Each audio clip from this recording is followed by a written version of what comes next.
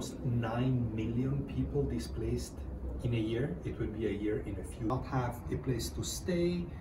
Healthcare is very limited by this lack of resources. Some of them. Another refugee crisis from Gaza into Egypt.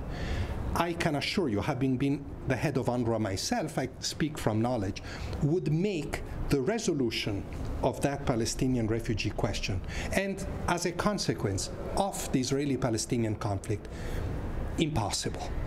So we must fervently do everything for this not to happen.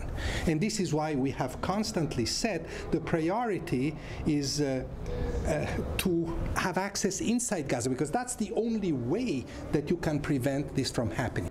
There were already people displaced before, as there were refugees from neighboring countries fleeing Sudan and going to South Sudan are actually South Sudan. I really hope, fervently hope, that none of us will be put under the terrible dilemma of saying people are stuck, hundreds of thousands, in Rafah, with an attack on Rafah that, may make this as the only option for safety available.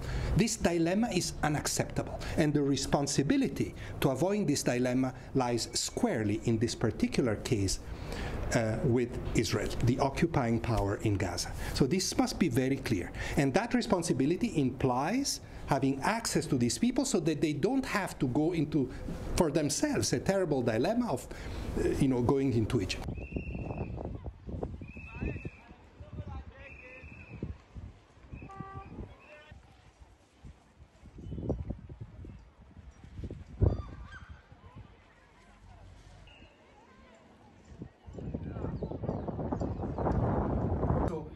Europe is always so worried about increasing around. We are looking at the region and at the possibility not only of outflow, but also that the conflict may expand. There's almost 100,000 people internally displaced in Lebanon already. Nobody's talking about them, but the Lebanese government has asked us to help them deal with these people. So we are stocking tents and supplies and working with all these countries in doing their own contingency plan. But I repeat, we must not arrive at that atrocious dilemma, which would be really almost the end of the road for what is really important here, ultimate peace. Alone, of course, has been cross-border from Chad, but it has been warring parties. So there is a lot of work to be done also on what we would call protect.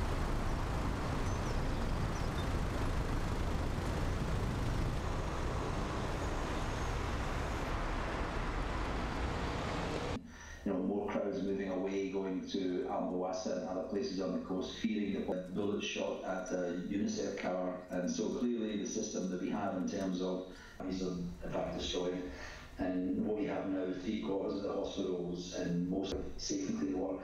And the destruction of the sanitation systems, they're all bringing about problems for the population living there. As a result of that, I think there's going to be the immediate thing, which is obviously what we face just now, the challenge of water.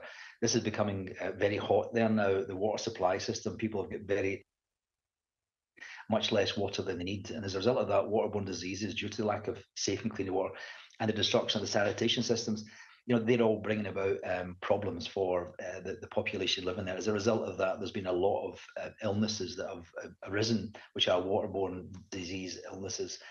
And so we have to find a way in the months ahead of how we can have a better supply of water into the areas where people are currently crowded at the moment. Inside the area itself, and there was reports of 100 kg bombs being let.